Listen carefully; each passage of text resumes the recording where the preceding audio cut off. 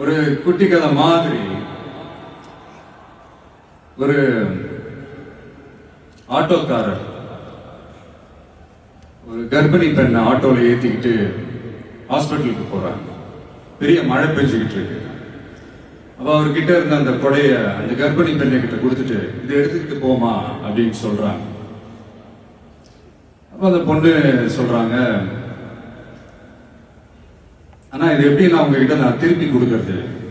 அதுக்கு அந்த ஆட்டோக்காரர் சொல்றாரு, வேற யாருக்காவது தேவைப்படுறவங்களுக்கு கொடுத்துருமா அப்படின்னு சொல்லிட்டு அவர் போயிடுறாரு.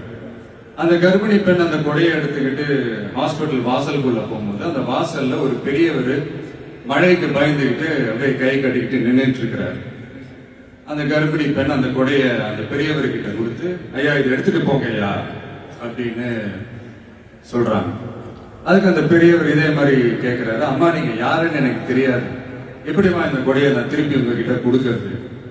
அதுக்கு அந்த பொண்ணு சிரிச்சுக்கிட்டே சொல்றாங்க, வேற யாருக்காவது தேவைப்படுறவங்களுக்கு கொடுத்துருங்க ஐயா அப்படின்னு சொல்லிட்டு போயிடுறாங்க.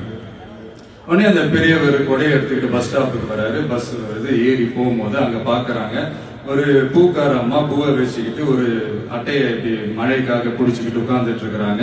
பெரியவர் போய் அந்த கொடையை அந்த பூக்கார அம்மா கிட்ட கொடுத்துட்டு அவர் பஸ் ஏறி போயிடுறாரு. பூக்காரம்மா அந்த கொடையை எடுத்துக்கிட்டு வீட்டுக்கிட்ட வரும்போது அங்க ஒரு ஸ்கூல் படிக்கிற பொண்ணு பேக் எல்லாம் மாட்டிக்கிட்டு மழையில ஓடி வர்றாங்க.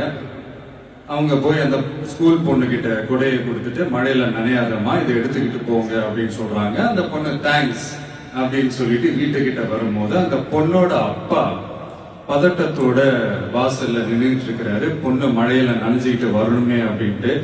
அந்த அப்பா வேற யாரும் இல்ல, அந்த ஆட்டோக்காரர்.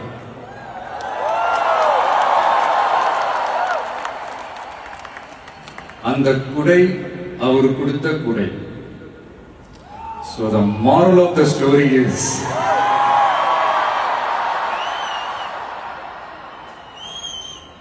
முடிஞ்ச வரைக்கும் எல்லாருக்கும் சின்ன சின்னதா ஒரு நல்லது, சின்ன சின்னதா ஒரு ஹெல்ப் அது செஞ்சு இருந்து பாருங்க. லைஃப் ஒரு மாதிரி ஜாலியா இன்ட்ரெஸ்டிங்கா இருக்கும்.